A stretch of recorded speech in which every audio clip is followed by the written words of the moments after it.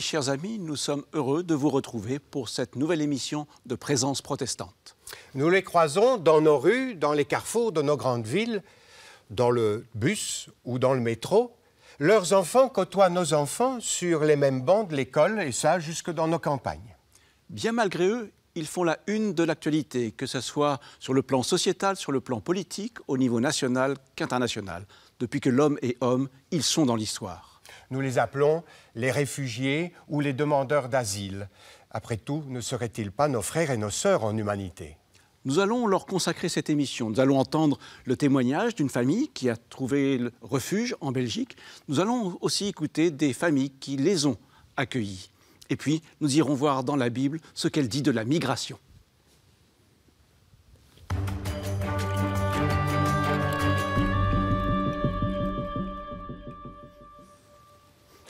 Nous ne comptons plus le nombre de familles ou d'individus qui les ont abrités une nuit ou plus, venant du parc Maximilien ou du couloir humanitaire.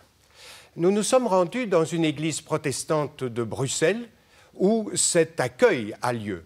Nous allons voir maintenant des images de cet accueil, tant bien du côté des accueillants que des accueillis. Regardez ce premier reportage.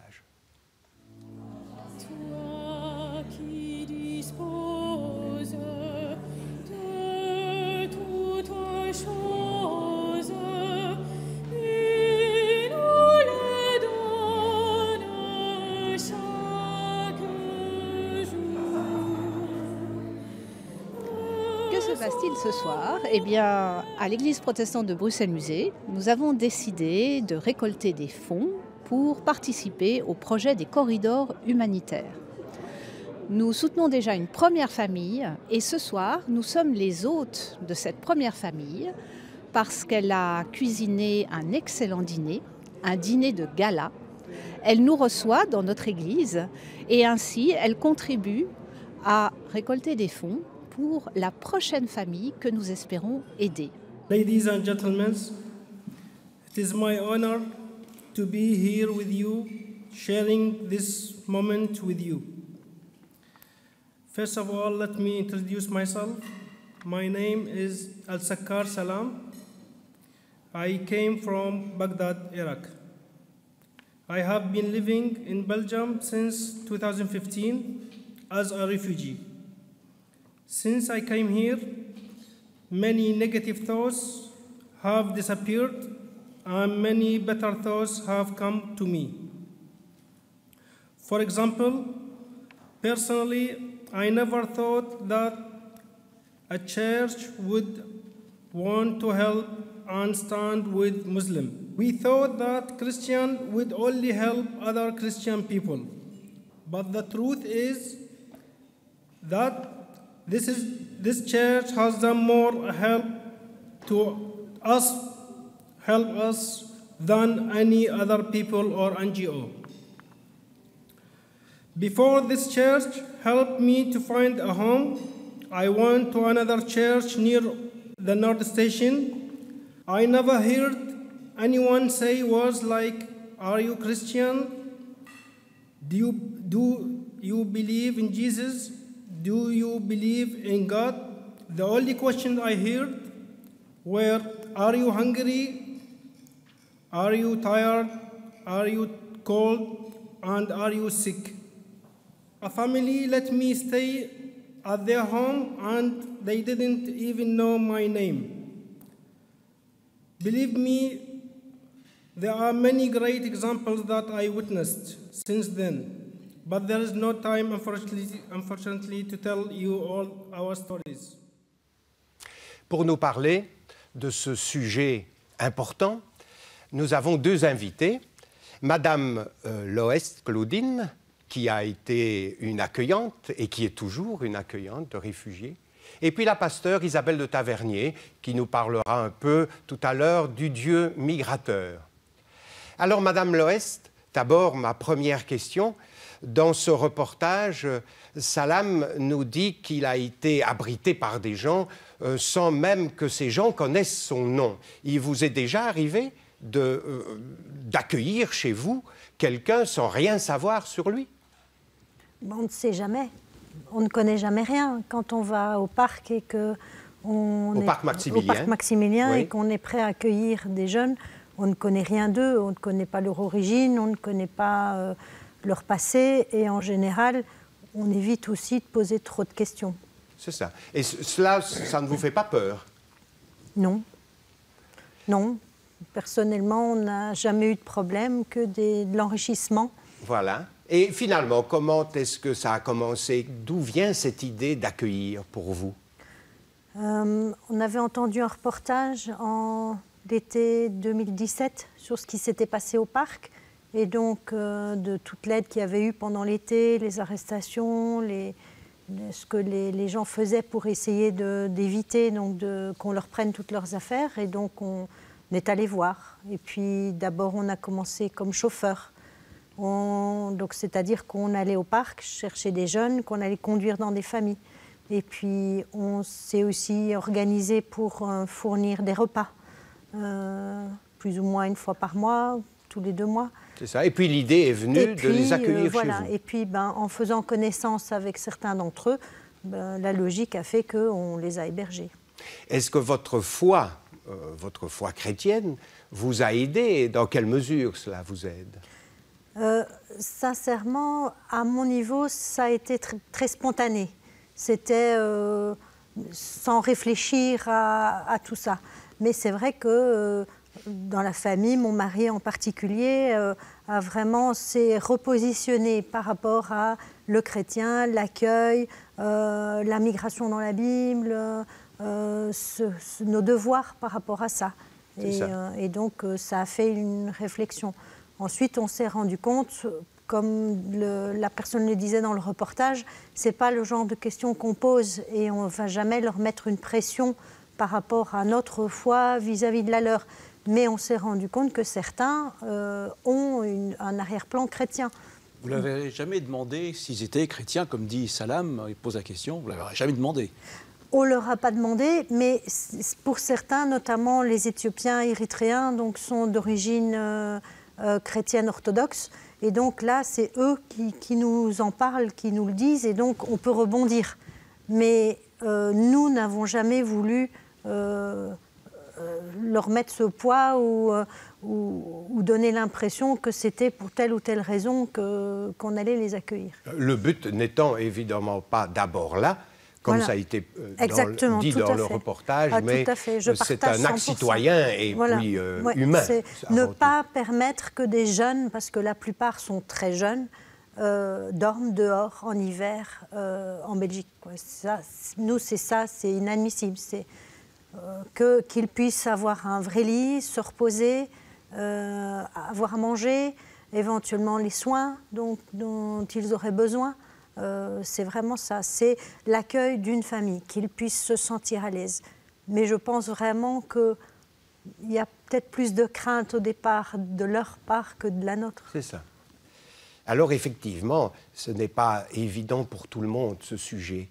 Qu'est-ce que vous auriez à dire à quelqu'un qui ne peut pas ou qui ne veut pas accueillir ces gens autres? Oui, ça, il y en a beaucoup, mais nous, ça a été un enrichissement incroyable. Ça nous a permis aussi de prendre de la distance par rapport aux réalités de la vie quotidienne. Ça nous a apporté un agrandissement de la famille. C'est ça. Une ouverture sur d'autres cultures. Oui, et d'autres pays, d'autres cultures. On en a eu d'un peu partout. Soudan, Côte d'Ivoire. Et vous gardez des contacts avec ces gens? C'est possible? C'est interdit? Ah non, mais ça dépend d'eux. Nous ne leur imposons rien. Donc ça dépend vraiment d'eux. Certains ont envie de garder le contact, d'autres pas. On n'est pas toujours non plus la famille, entre guillemets, principale. Donc parfois, ils vont aussi dans d'autres familles.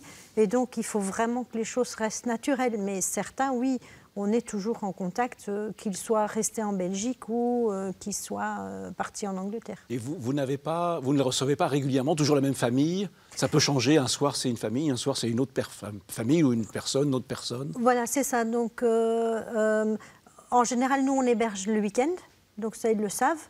Et puis, ils viennent chez nous le week-end, ils vont dans d'autres familles pendant la semaine, ou alors ils essayent, comme ils disent. Et puis, parfois, ils reviennent se reposer pendant la journée. Et puis, une fois qu'ils sont passés, alors... leurs amis leur disent « Ah, je peux venir dans ta famille ?» Et puis, ça se fait un peu de fil en aiguille. Donc, c'est vrai que jusqu'à présent, ça a été souvent... soit je viens avec un ami, alors on a un nouveau et un régulier, comme on appelle. Et puis, parfois, ils sont passés, alors on a deux nouveaux. Et puis c'est un qui revient. C'est plein de surprises, si je comprends bien. Tout à fait. C'est une réelle aventure. Ça bouscule quand même une vie de famille. Quand ça vous arrive d'être fatigué de cela? En fait, je me suis rendu compte que quand on hébergeait le week-end, moi maintenant, parce qu'ils sont devenus plus autonomes et que nous, on a pris des habitudes aussi, mais au début, donc, on était présents plus facilement à la maison et donc c'était plus reposant. On était moins en train de courir encore à gauche et à droite le week-end. Et puis, quand ils cuisinent, alors c'est un avantage aussi. Alors nous nous rendons bien compte que tout n'est pas aussi simple dans l'accueil. Nous allons retourner dans cette église protestante où l'accueil est pratiqué et nous entendrons le responsable diaconal de cette communauté nous parler des difficultés que ces migrants rencontrent, plongés dans une toute autre culture que la leur, et aussi leur immense générosité. Nous regardons ce reportage. Quand on rencontre une famille réfugiée, on peut commencer à comprendre leur histoire personnelle, ce qu'ils ont vécu dans leur pays, ce qui a rendu leur vie familiale impossible. Mais on voit aussi tout l'effort et l'ouverture qu'ils ont à la communauté qui les accueille et à la pays qui les accueille. Mais ils n'ont pas les mêmes réseaux, même compétences à vraiment naviguer un nouveau pays. Donc on voit qu'on peut chacun faire des petits actes ensemble. Tout le monde ne peut pas faire tout, mais ensemble, on peut facilement les aider à, comme j'ai dit, trouver une maison, trouver un cours et aussi trouver leur place dans une ville. La famille réfugiée a aussi des membres en Grèce, qui sont arrivés en Grèce, là où l'Union européenne devrait être avec l'accueil, mais ils ne sont pas et les autorités grecques sont manquantes. Donc il est allé là pour voir ses sœurs et leurs enfants. Ils nous ont communiqué les images de là où ils étaient logés. C'était horrible, c'était malsain, c'était indigne de nous tous. Et ils demandaient de l'argent pour acheter des matériaux d'hygiène et de cuisine.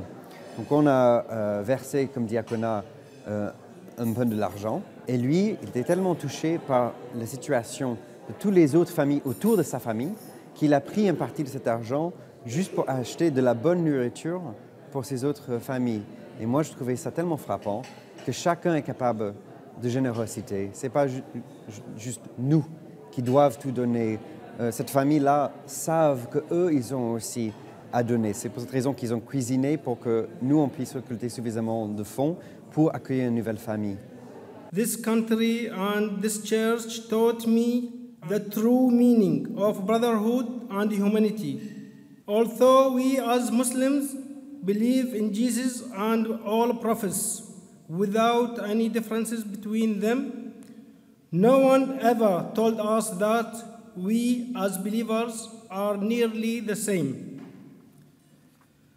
Cheating, lying, killing, theft, dishonesty, hatred, and envy are forbidden by all religions. Love, honesty, peace, help, and generosity are demanded of all of us.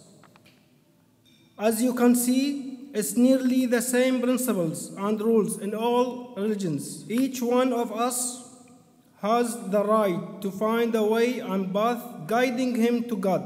However, the most important thing is he must find good God peacefully, with respect for other points of view. Finally, I hope you understand that for every good thing you do here in earth, God will repay you in heaven. In the end, from the bottom of my heart, I want to say, we all appreciate what you have done for us. My family and me love you so much. Thank you very much. Salam vient de terminer son discours en parlant de la foi, des religions. Alors maintenant, retournons à la Bible avec vous, Isabelle de Tavernier, vous êtes pasteur. Que nous dit la Bible sur la migration ? Bien, quand on se tourne vers la Bible et quand on se tourne vers ce Dieu dont elle nous témoigne, on se rend compte que ce Dieu biblique n'est pas seulement un Dieu de vie ou un Dieu de relation, mais c'est surtout un Dieu en marche, c'est un Dieu qui se déplace, qui migre aussi. Les termes tels que partir, sortir, voyager, souffrir, migrer, et puis arriver, s'installer, découvrir, tout ça, ce sont des termes qui désignent cette manière de vivre dans la Bible, à savoir qu'il n'y a pas de vie dans l'installation et que c'est dans la vie, c'est dans le mouvement que se déploie la vie. Et donc Dieu est un Dieu qui marche, qui se déplace et qui en fait appelle toujours son peuple à ce déplacement, à ce voyage, même si très souvent le peuple résiste à ça parce que c'est pas confortable. Parce que oui, se déplacer, c'est pas toujours fait de gaieté de cœur. Il y a un arrachement quand on part, quand on quitte. Migrer, c'est pas simple. C'est difficile. C'est difficile, évidemment. L'être humain aime son confort, l'être humain aime son petit chez lui. Ça fait partie pratiquement de son ADN. Si on regarde l'histoire de l'humanité, le nomadisme a assez rapidement fait place à la sédentarisation et l'homme aime bien pouvoir se fixer. Or, si on regarde l'Écriture, on se rend compte qu'un des modèles bibliques fondamentaux, c'est justement le voyage et l'exode. Et l'exode est cet arrachement, justement, ce à quoi Dieu appelle son peuple. Et le vocabulaire même dans la Bible parle de ça. Voilà, le vocabulaire parle de sortir, d'arrachement, d'exode. Et si on regarde un des textes fondateurs avec le récit d'Exode, on se rend compte que là où le peuple est esclave et où le peuple est dominé, Dieu vient le chercher pour le faire sortir de là. Là où l'oppresseur, en fait, contraint un être humain et le réduit à être juste une force de production, un esclave, production de travail, et lui fait subir une charge harassante de travail, Dieu vient pour le faire sortir de là, pour le rendre acteur de sa vie. Et toute la dynamique de l'Exode, c'est ça, c'est finalement sortir de qui on est pour pouvoir devenir quelqu'un d'autre, ce vers quoi Dieu nous pousse. Et il devient le peuple hébreu. Mais voilà, il devient le peuple hébreu. Et ce qualificatif d'hébreu, dans la langue du Premier Testament, en hébreu, dérive d'une racine avar. Donc hébreu, c'est ivri. Et ça dérive d'une racine avar qui veut justement dire passer, traverser, aller au-delà. Et donc, dans l'événement de l'Exode, le peuple est invité à traverser, à passer au-delà et finalement à se dépasser lui-même pour découvrir tout ce dont il est capable, toutes les richesses, toutes les potentialités que Dieu a mis en lui et cette nouvelle vie que Dieu va lui proposer. Mais l'Exode, en quelque sorte, n'est pas le premier exil, en quelque sorte, le premier voyage dans la Bible. Il y en a eu d'autres, les patriarches notamment. Voilà, oui, les patriarches sont aussi une figure qui nous amène à découvrir cette articulation entre confiance et sécurité, une articulation qui n'est pas facile. Et si je reviens un peu au thème de l'Exode aussi, on se rend compte que dans ce déploiement, dans cette marche au désert à laquelle le peuple est appelé par Dieu, il va devoir expérimenter cette relation entre confiance et sécurité. Et c'est difficile. Le désert, c'est pas sécurisant de vivre dans le désert. Le désert n'est pas sécurisant, c'est pas du tout sécurisant. C'est une épreuve pour le peuple. L'événement, le lieu du désert est un lieu de confrontation avec Dieu, mais le peuple est confronté à lui-même et chaque individu, chaque croyant est confronté à lui-même aussi. Et là, l'épisode de la manne et des cailles est extrêmement éloquent parce que c'est justement l'éducation à la maturité de la foi, c'est l'éducation à la confiance, accepter de ne pas se sécuriser soi-même et de pouvoir compter sur celui qui, d'une manière ou d'une autre, va nous donner les moyens d'accéder à la vie, à la subsistance et à la poursuite de notre chemin. Et donc les patriarches, en effet, sont aussi construits, enfin la figure des patriarches, notamment la figure d'Abraham, est construite sur ce même modèle d'articuler confiance et sécurité, mais avec toujours cette même ambivalence. Oui. Certes, Abraham est considéré comme le modèle du croyant, celui qui, appelé par Dieu, a réussi à quitter son pays, quitter la maison de son père et partir pour aller vers l'endroit que Dieu lui désignait. Partir vers lui-même aussi. Partir vers lui-même, et en même temps, en partant vers lui-même, il a quand même de la peine à vivre pleinement cette confiance et à vivre pleinement la sécurité que Dieu peut lui donner. Et quand l'accomplissement de la promesse tarde un petit peu, ben, il va quand même faire ses petites affaires lui-même de manière à obtenir ce fils qu'on lui a promis et d'avoir finalement Ismaël. Mais Abraham part vers une terre promise.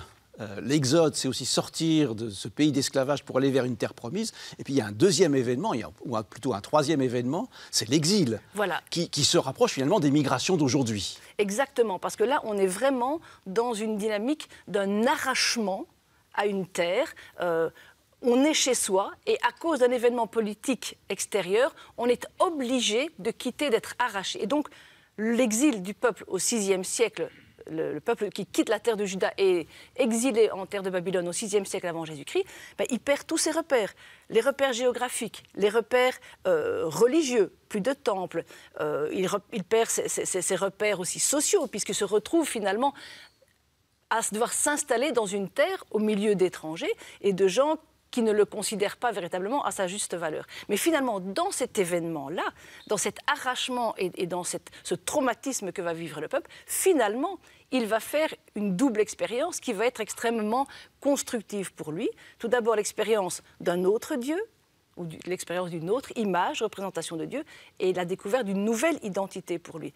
Le Dieu d'abord, parce qu'il va se rendre compte que ce Dieu ne l'a pas abandonné dans cet exil et que ce Dieu l'a accompagné. Alors qu'il croyait qu'il était abandonné Exactement. de Dieu, qu'il se plaignait.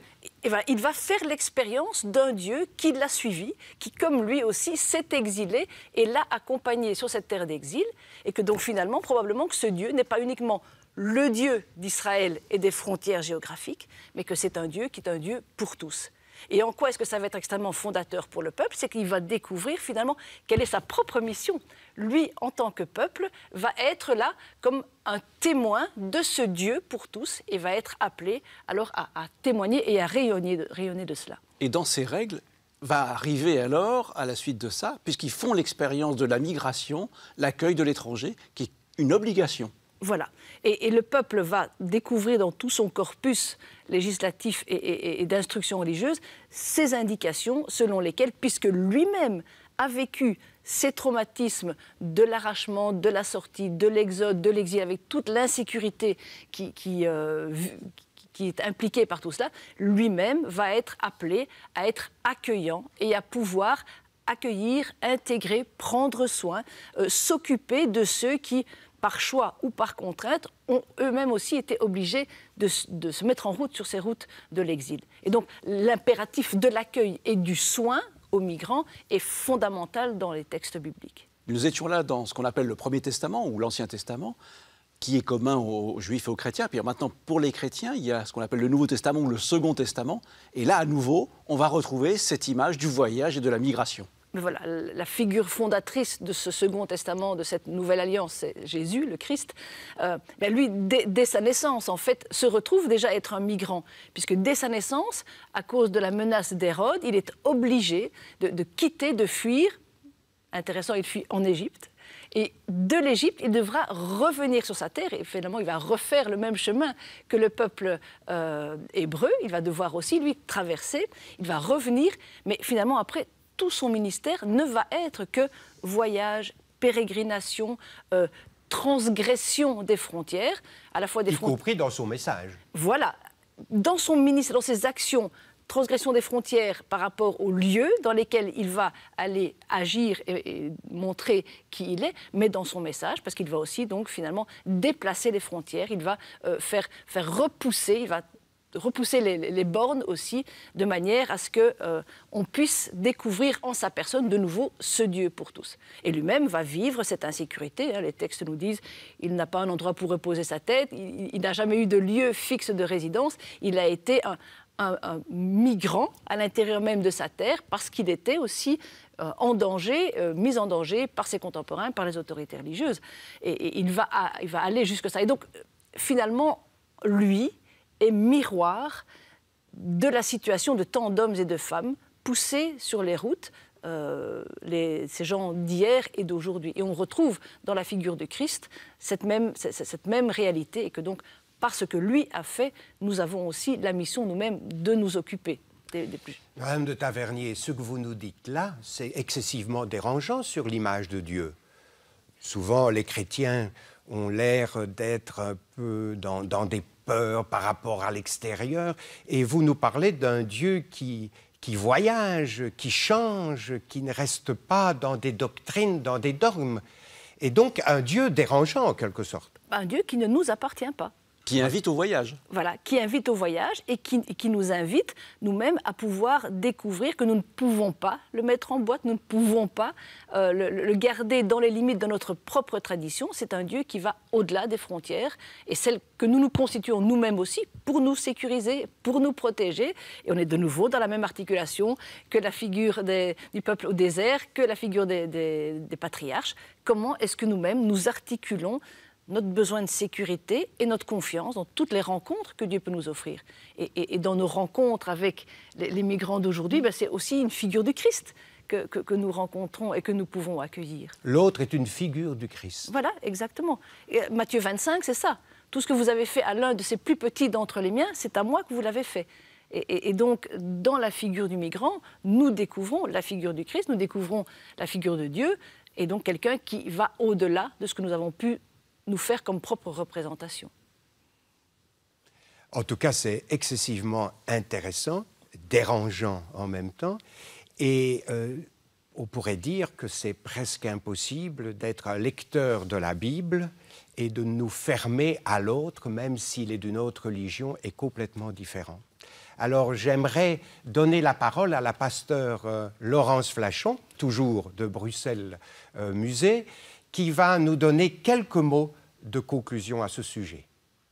Ce qui nous motive, c'est simplement l'humain. L'humain, ne pas laisser les gens seuls, ne pas laisser les gens à nos portes sans aide et les considérer. Nous sommes tous égaux et nous avons, je crois, un devoir de solidarité, un devoir d'humanité vis-à-vis de tous ceux qui n'ont pas la chance d'avoir tout ce que nous avons, qui sont chassés de chez eux pour différentes raisons, et que nous voulons accueillir dans de bonnes conditions, car ils font partie de la même communauté humaine, et ils nous enrichiront.